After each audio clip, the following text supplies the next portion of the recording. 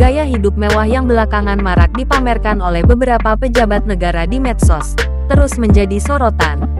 Namun, tahukah kalian bahwa gaya hidup mewah ini pernah dilarang di masa kolonialisme Belanda? Alasannya, untuk menegaskan perbedaan status sosial antara pemerintah Belanda, China dan masyarakat Batavia. Kisah ini jejak Beksi kutip dari senibudayabetawi.com. Sudah menjadi hal umum bahwa penampilan menunjukkan status sosial seseorang.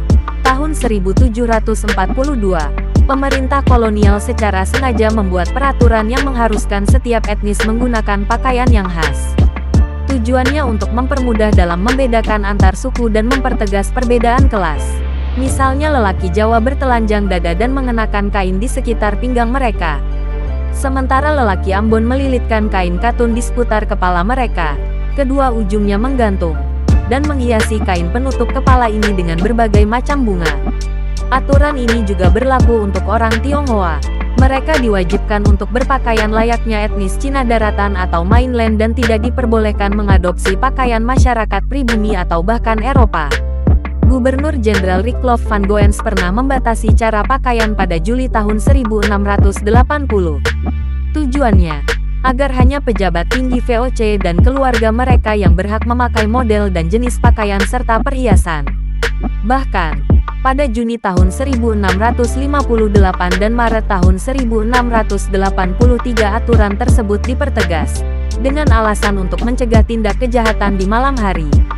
Selanjutnya, pada 1729, telah turut diberlakukan pembatasan hak menggunakan payung khusus, yang berstatus koopman atau pedagang kelas atas. Jacob Mosel merupakan gubernur jenderal yang menanggapi permasalahan tersebut dengan serius. Ia mengeluarkan standarisasi penampilan penduduk Batavia dari kalangan atas dalam bentuk peraturan tanggal 30 Desember tahun 1754 untuk membatasi gaya hidup mewah yang berlebihan. Mulai dari penggunaan kereta, jenis kuda dan berapa ekor kuda yang dibolehkan dalam sebuah kereta. Sebagai contoh, hanya kereta gubernur jenderal yang boleh ditarik oleh 6 kuda, sampai kepada payung, dan perhiasan yang boleh dikenakan. Demikian halnya dengan berapa banyak budak yang diizinkan untuk mengiringi sang tuan. Rupanya, kebiasaan suka pamer itu sudah dari dulu, makanya perlu kebijakan pemerintah untuk mengaturnya.